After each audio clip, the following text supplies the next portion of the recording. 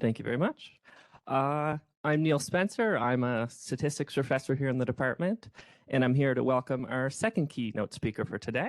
We're going to have Professor Kristin Morgan. Professor Morgan is an assistant professor of biomedical engineering here at University of Connecticut. Her work focuses on implementing innovative gait protocols and musculoskeletal modeling to accelerate individuals' rehabilitation and improve their long-term goals. Today, she'll be speaking about an interdisciplinary data-driven approach to improve player recovery and performance. I'll welcome you to the stage, Professor Morgan.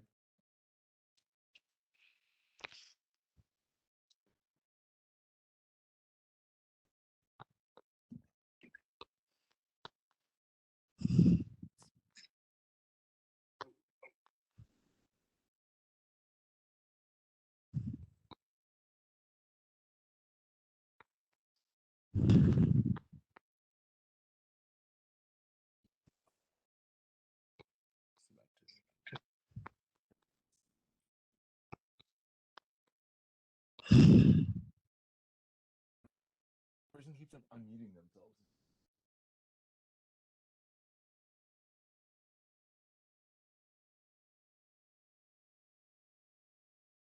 Alrighty. Well, thank you for the kind introduction and thank you for allowing me to be here today. I've been coming to this conference for many years, so I think if you stick around long enough, they invite you to speak. All right. So yeah, like they said, I'm going to be talking about interdisciplinary data-driven approach to improve player performance and recovery. So in our lab, we really focus mainly on lower extremity injuries, specifically ACL injuries or anterior cruciate ligament injuries. If you're not familiar with this, about 250 to upwards about 400,000 ACL injuries occur every year. We spend about $1.5 billion annually on just reconstruction and rehabilitation care. So it's a very costly injury.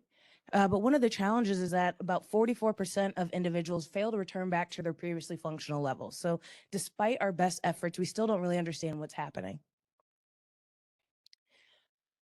So when we think about these individuals who suffer from ACL injury, often the results of this is that they have neuromuscular inhibition, so they're not able to kind of activate their muscles in the same way they were. And this leads to some abnormal gait biomechanics. And the result of that often is they lead to generating between limb asymmetry.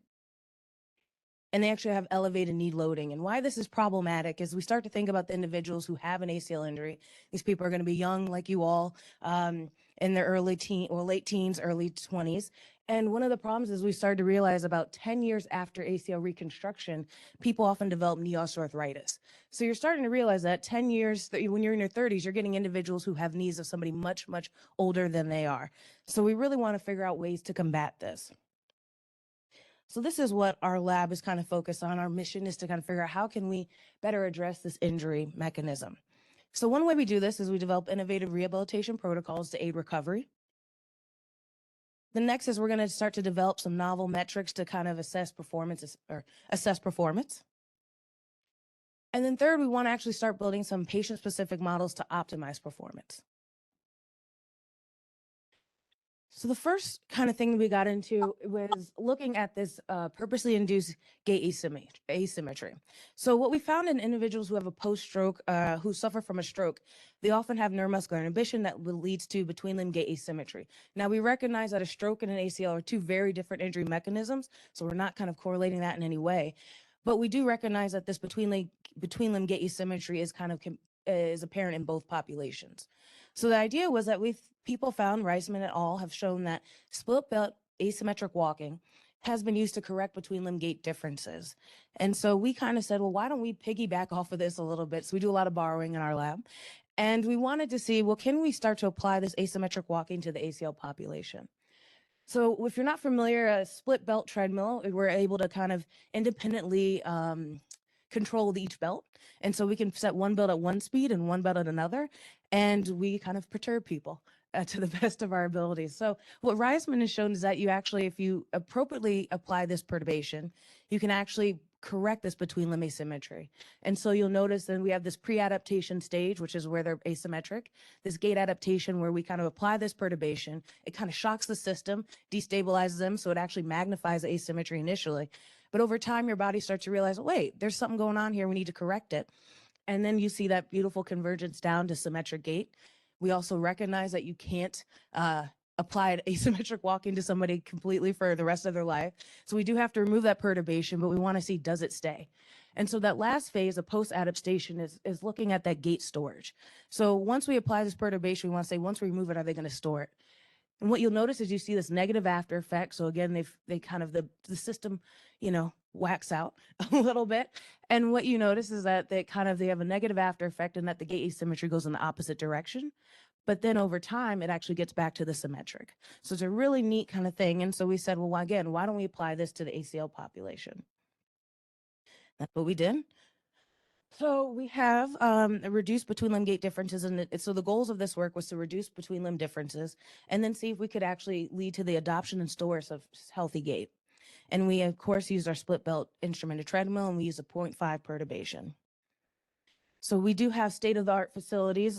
We are located in Gamble, where the basketball teams play. So we try to sneak into the games.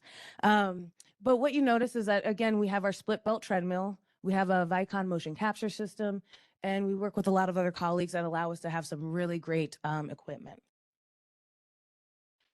So thinking about our asymmetric walking protocol, we started off by getting a population of convenience, admittedly. We have individuals, about 15 individuals, majority of them females, and their time since surgery was about 4 years, a give and take a couple of years. And so here's our protocol, where we have them do a 5-minute warm-up just to get acclimated to the treadmill. If you've ever been on it, it's very weird, so you need that time to get acclimated. Then we have our baseline walking at 1.0 and 1.5 meters per second.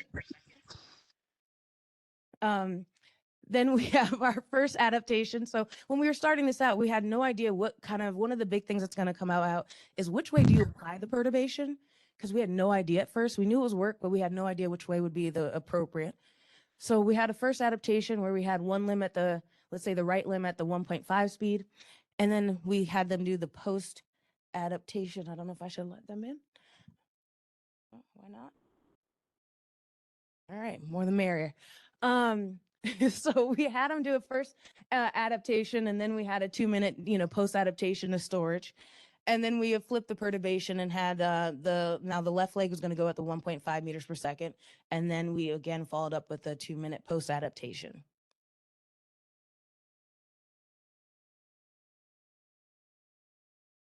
All right. So one of the big things about this is, like we said, we had to start to figure out, well, what asymmetry are we trying to correct, and how do we actually classify the limbs? So what was interesting is one of the things in the lab is you notice that people get on the treadmill. You can actually, a lot of the things we're going to talk about are going to be very visual. So oftentimes somebody comes in with an ACL injury and they come in, they have a limp. You can kind of see it sometimes when they get up on the treadmill. So we had to start to figure out, well, which limb do we actually set at which speed? And one of the things that the lab came up with was looking at this overloaded versus underloaded limb. And so we started to care about loading rate asymmetry. Loading rate is just kind of how fast that force is applied to the limb, especially in that kind of loading response phase. So we decided to say, okay, well, which limb is going to be the overloaded and underloaded limb? The overloaded limb is the one that has the faster loading, higher loading rate, and the underloaded limb is the one that has the lower loading rate. And why this matters is because when we first started looking at the data, we compared typically the reconstructed and non-reconstructed limb. And what we noticed is that there was no between limb differences. But like we said, visually we could see something. So we said, well, what's going on there? And that's why we looked at this overloaded and underloaded limb. And then we teased out that there was that between limb difference that we were looking at. So again, this is telling us that it's not always the reconstructed or non-reconstructed limb. And specifically, remember that this population is about 4 years out. And so we'll talk about why the reconstructed limb and non-reconstructed limb don't always coincide with the overloaded and underloaded. So getting to the good stuff, we were able to use this. So the thing is, we want to apply this asymmetric walking, and we want to see, well, does it restore between limb asymmetry or gait symmetry, sorry. And so when we did this, we have the 10-minute adaptation. And so what we noticed is when we had the overloaded limb at 1.5 and the underloaded limb at 1.1 or 1.0, we saw that there was initial convergence to around 4 minutes. However, we were applying this perturbation for 10 minutes, and we saw towards the end that it kind of diverged. And so we were like, well, this isn't too bad. We did get some convergence, and maybe this is telling us that we only need to apply this for 10 minutes, right? But we then looked at kind of our overloaded data when it was at 1.0 meters per second. And what we found there is that actually, that over 10 minutes, we saw this really beautiful convergence, and that at the end of the 10 minutes mark, they're right where we wanted them to be. So this is very exciting, because as anybody knows with research, it doesn't always go as you plan. So we said, all right, well, this might be too good to be true. They work when we apply the perturbation, but we don't know what happens when the perturbation's removed, right? So now we looked at this deadaptation and we said, okay, well, what happened in the 1.5? And again, we saw that there was kind of that initial negative after effect, and they started to kind of converge back to symmetric, but they didn't quite get there. But lo and behold, we looked at our deadaptation for when the overload limb was at 1.0, and we saw again that negative after effect. But then around 2 minutes, we got close to that 0 between limb difference. So this was giving us a lot of confidence in that what we were doing was correct and we're not harming any of these individuals. So we had to have some stats, since this is a stats conference. But one of the things we wanted to kind of point out is the fact that if you notice about this deadaptation, when the overloaded limb is at the 1.0 meters per second, we find not only that they're more symmetric, so there's less of between limb difference, especially at the 2 minute mark. But if you notice is that at the 2 minute mark, the overloaded limb has loading rates that are kind of comparable and even less than what they were during the symmetric. So not only are we getting them to be kind of loading at the same, both limbs are the same, but it's kind of actually going lower than what it was before. So this is kind of a good thing. It's a really good thing, actually. So the take home from this is that purposely induced asymmetric walking can reduce between limb gait asymmetry, especially when we have a 0.5 difference. We also saw that these individuals exhibited short-term storage.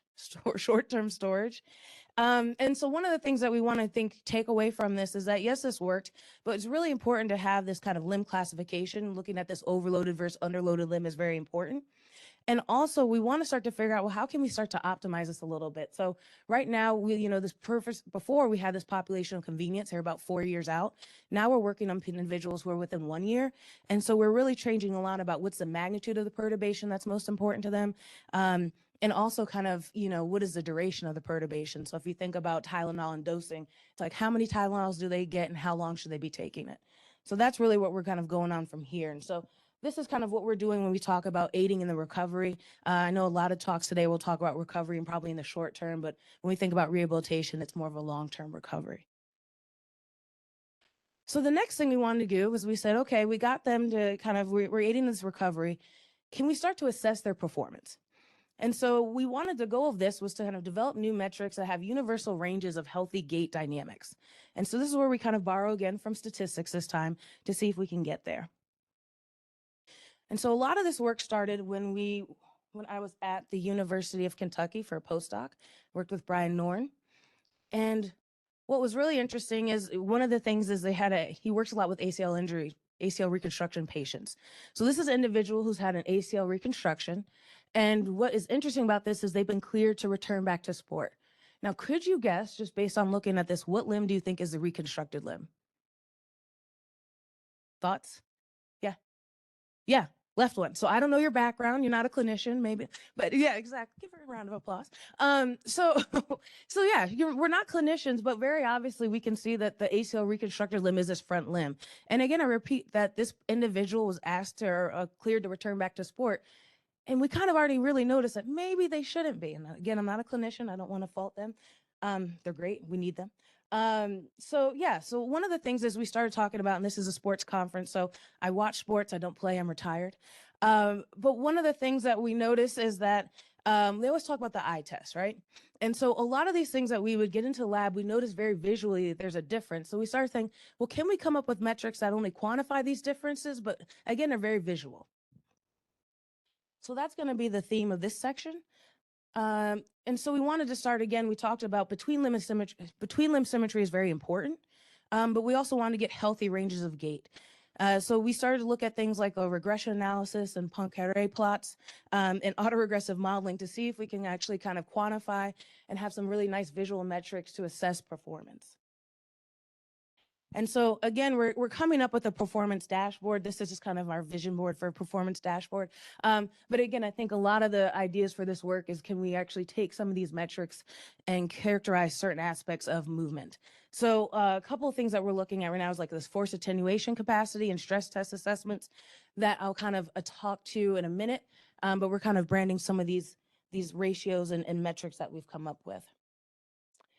So when I talk about this force attenuation capacity, well, when we start thinking about biomechanics and biomedical engineering, they often model this movement as a mass spring damper relationship. And so from this, we start to notice that when you have this model, some of the critical features of this model are the accelerations and velocities, right? And so if those are the critical features, we wanted to use metrics that actually can capture those critical features or serve as somewhat of surrogates for this. So we've looked at things like peak force and loading rates to actually kind of talk about how individuals attenuate force and how they control their movement. And so one of the things, so in the previous work, we talked about loading rate was a really big indicator of limb loading dynamics and kind of restoring healthy gait. And so we wanted to say, cool, can we kind of expand upon this? So we started to see if we can look at that and exploit the relationship between peak force and loading rate to kind of actually characterize motor control. So we go back to our asymmetric walking population. And what we found is, again, now we also collected some healthy controls. They went through the same protocol. And so what we wanted to do is we wanted to look at limb loading dynamics in this population. So what we did is we wanted to exploit the linear relationship between peak force and loading rate. And so what you know is very clearly the healthy individuals really fall within this linear region. And then when we look at the overloaded and underloaded limb, we start to see that they start to fall outside of this region, right? So again, a very quick visual for us to understand healthy and pathological movement. So this is when they were doing kind of the symmetric trials. And then when we had them do the asymmetric walking protocol, over time, what we really like to see is that at first the overloaded limb was outside. And then as it converged over the 10 minutes, both of the limbs fell inside the region and they overlapped. So again, a very great visual metric to see that we were getting the beautiful convergence that we wanted. And again, not only were they symmetric, but they fell into the healthy range. So that was really exciting. And so again, we had to kind of figure out, well, that was during the perturbation. How is this going to maintain after the perturbation? And so we did our 10-minute deadaptation, and lo and behold, we got most of these individuals to the healthy region. So again, this is the start of our kind of visual metrics that we're excited to kind of do the pass the eye test, right? So this was all in walking. We also had some individuals who are doing some running. And so what we did is, again, we plotted our healthy controls. We defined our region of healthy dynamics. And then we placed our post-ACLR individuals on top of that. They fell outside this range. So again, this is telling us another really nice way to kind of delineate between healthy and pathological gait. And what's really important about this is we like the fact that if we can come up with a region of healthy dynamics, when you're kind of going like a larger study, you know, if we have somebody who's going to come in the lab and we just need to do a quick gait assessment, once we have this region of healthy dynamics, we don't need to kind of continue to collect a whole nother bunch of ACL individuals to compare it to. We just see where do you fall in the plot and go from there. So we kind of envision this as maybe looking at thinking about it as a BMI index, as if we can kind of extend this out and see how far are you away from this kind of linear line and this region of healthy dynamics and start to kind of figure out what this means about your motor function. So again, like we said, we wanted to exploit this linear relationship, and we were able to successfully do this, and it really tied in nicely to our previous work. So we kind of said, let's push our luck a little bit. Let's see if we can carry on and find some other metrics that can explain some of these things. So again, we started looking at this relationship. This is, again, looking more at running. And we looked at, in running, the two big peaks are impact and active peaks. And so we want to see, well, can we create this ratio of active to impact peak to evaluate force and attenuation and motor control during running? And we did this because of the success of our previous work. And a lot of these, again, metrics came from conversations we had with physical therapists. So a lot of times I would come to Brian and I said, I have this great metric, you know, can we use it? And he's like, this would never be applied in the clinic. So I think this was helpful for us to understand, is that sometimes you can come up with a great metric, but it needs to be interpretable and it needs to be able to be easily implemented, right?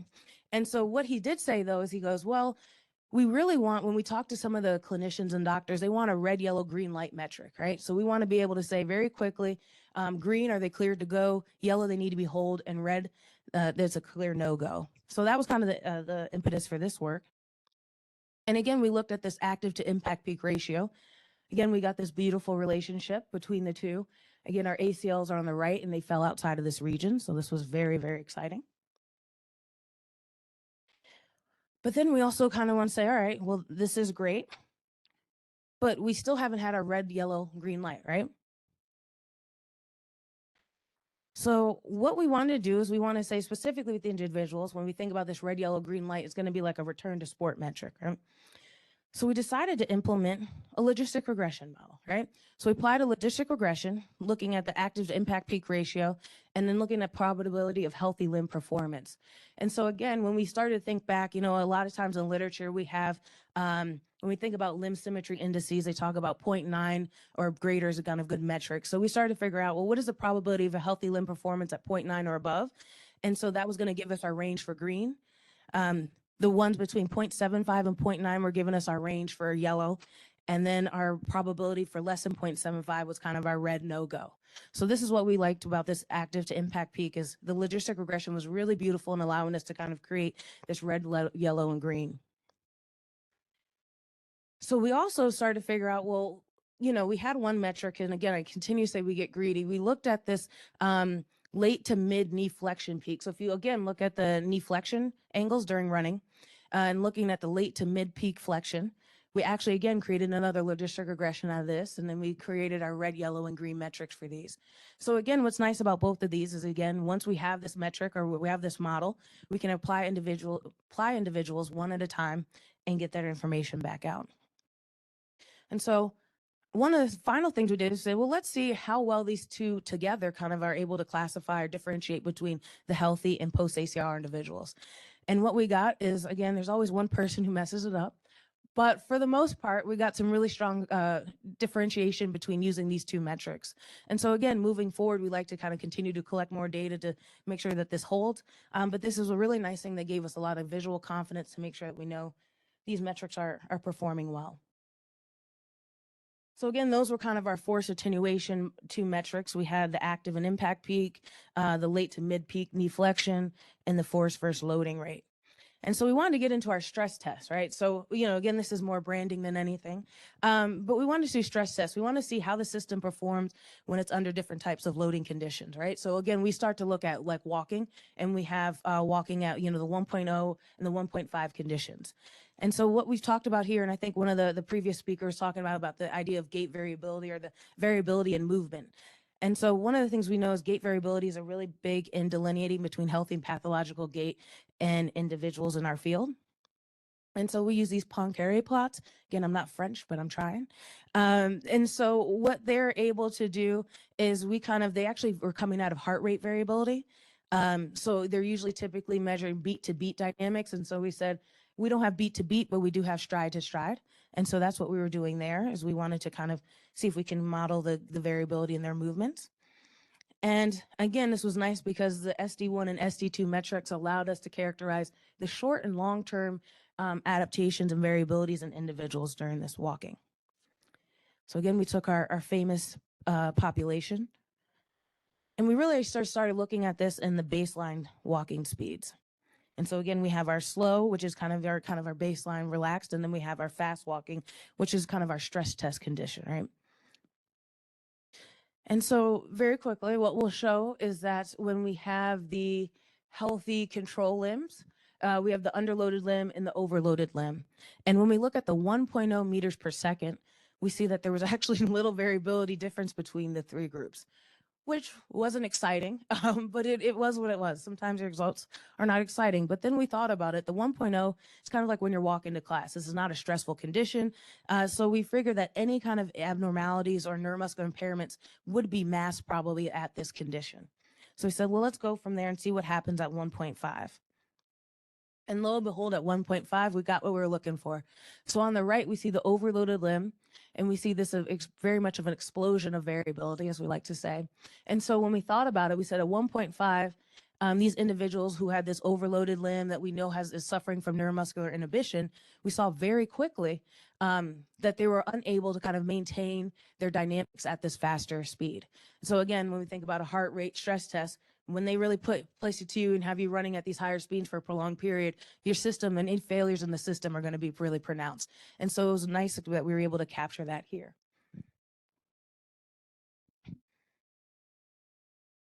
Okay. And so then our stats were just confirming that, yes, the overloaded limb variability, both the SD1 and SD2 were significantly different than the healthy controls in the underloaded limb during this 1.5 meters per second condition.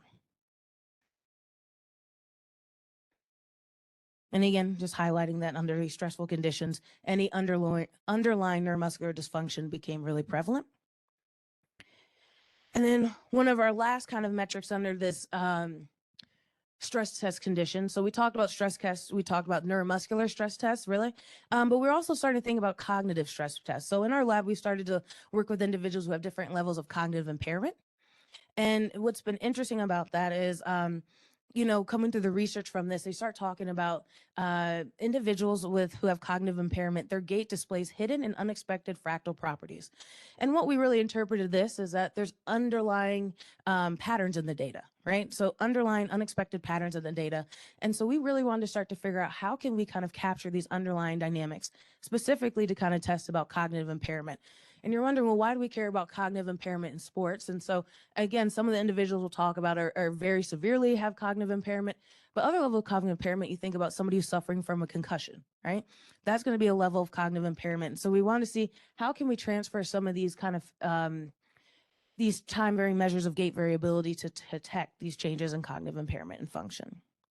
And so, again, we started to use autoregressive modeling. We use a second-order AR modeling. So again, thinking about, one, it was a good model fit, but also if you know second-order AR models, you can take the AR1 coefficient and the AR2 coefficient, plot them against each other, and it creates a very nice visual. And so that's what we decided to do there. And so what we did is, again, like the previous one, we took their stride time dynamics, and we plotted the AR2 model to them. And so we were fortunate to have 13 individuals who performed single and dual task walking. So single walking is just walking at the 1.25 meters per second, just normal walking. And then dual task is when you're walking and kind of think about walking and chewing gum, right? It's hard to do two things at once. So we had them walking and do a serial sevens task where they're given a number, then they have to count backwards by 7. And so it's increasing your cognitive load to have to be able to do this. So again, we had this healthy population, and we had them do a single task walking. We fit their AR model coefficients to it, and that's where they resided in this model. And then we said, well, what's going on with the dual task?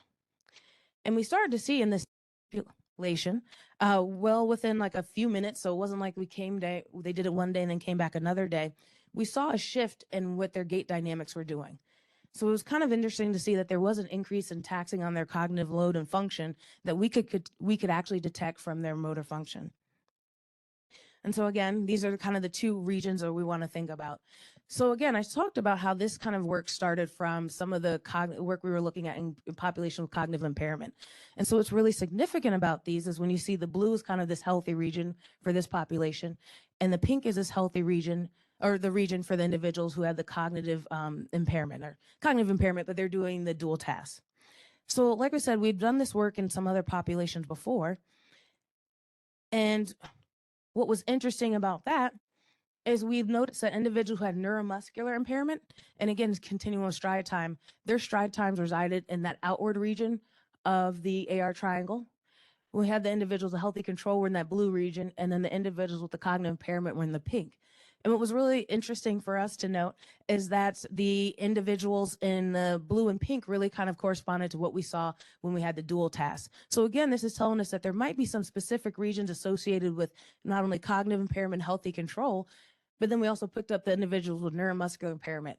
And so again, we like this idea is that maybe we can use this triangle to identify where people, based on where you reside, we can actually kind of understand what your level of function is, or what your kind of injury type is. And so again, we've done this again in people who have ALS, and Huntington's, and controls. We looked at the AR1, AR2, and their mean stride time.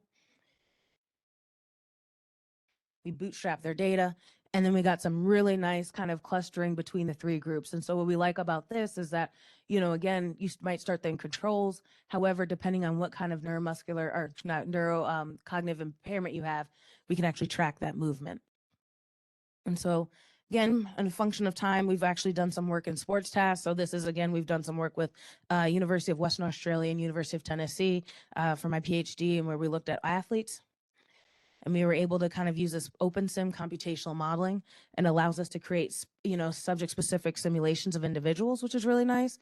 And what's nice about this is we can get out information about muscle function and joint loading that you really can't measure in the lab right now. So again, we did this jump landing task. And the result of this is we were able to kind of generate simulations of these individuals and get out their muscle function, right? And so this is kind of cool when you think about, athletes and things like this. This was a jump loading task, but now the previous speaker was talking about the amount of motion capture systems that you can create. Now we can take this information and understand what their muscles and joints are doing at the same time. But more importantly, the last two slides we have is talking about performance optimization. So again, thinking about the audience today in the sports analytics, our collaborators have used this to kind of do performance optimization, where we take a movement and see, how do we kind of change your movement biomechanics to reduce the loading on your joints? So that's one of the works that they're doing. One of the things we started looking at in our lab is kind of performance optimization with respect to reducing knee loading.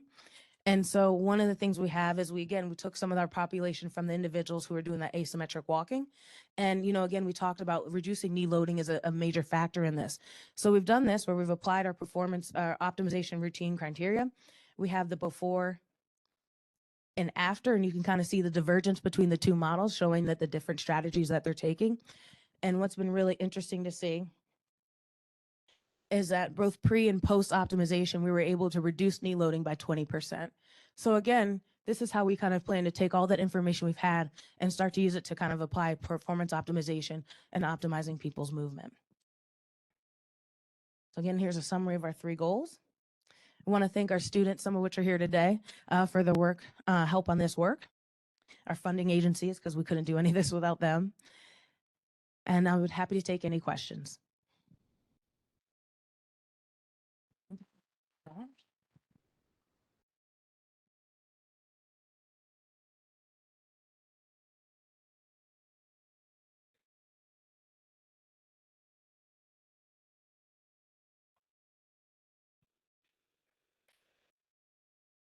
Yeah, great question. So you're asking about, have we looked into if there's any long-term storage? Not yet.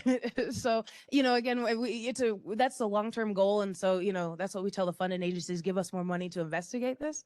But yeah, I think right now, the bigger issue is seeing like, which is the optimal perturbation? What is the duration of this? But absolutely, that's going to one of the things we want to see. And talking with some other people, we also want to figure out, we only see them in the lab. We'd love to be able to put a foot sensor in them and have them walk around the world and see, truly get that long-term storage. So that's the goal, and, help us get funding for that, right? Thanks. Yeah.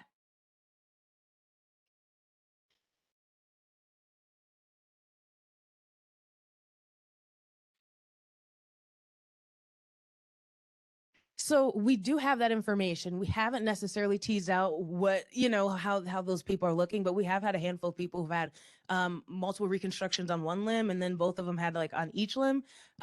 So that's something that you're right. We have to kind of tease out and figure out where do they fall within this paradigm and what's going on with them. But like you're highlighting, the fact is, unfortunately, if you have one, you're more likely to have a secondary one. Yeah. Yes.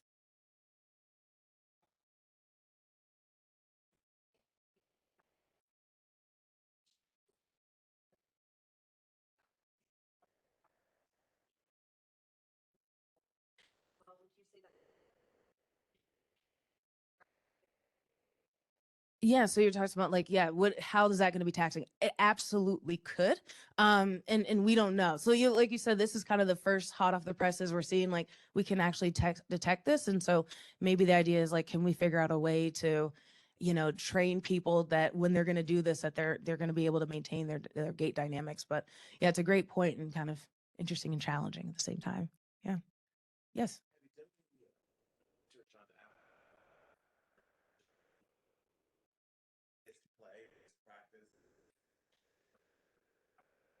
Oh, so that's a complicated question. Yeah, we would love to do that. So we haven't necessarily, we've done a little bit of that work, but not enough to kind of give you the answer to that. But yeah, no, exactly. Because like you said, you really do want this baseline on individuals to then when something happens, know how much are they actually deviating from where they were before. You know, we always see them afterwards. So we'd love to kind of get this information. We'd love to screen everybody in the world, get their baseline, and then get, like, you know, like you said, look at it afterwards, see how it affects.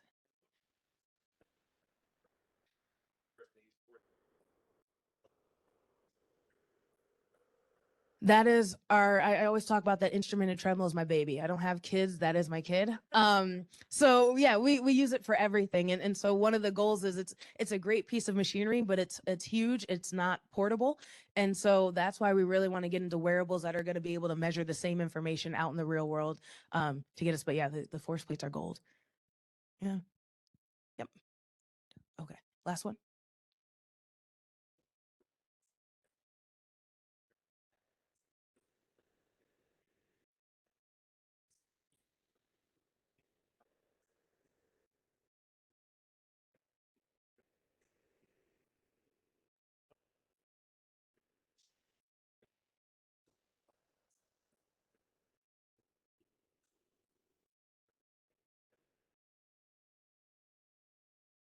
Yeah, so do they undergo what we do? I don't know, but I'll say they should. No, you know, I don't know. So it's going to be interesting. It would be lovely to work with a group like that and see how their work is similar and what we can learn from each other. But yeah, I don't have that insider information. Maybe I'll get it today. All right. All right. Well, I think I'm out of time, but thank you very much for listening.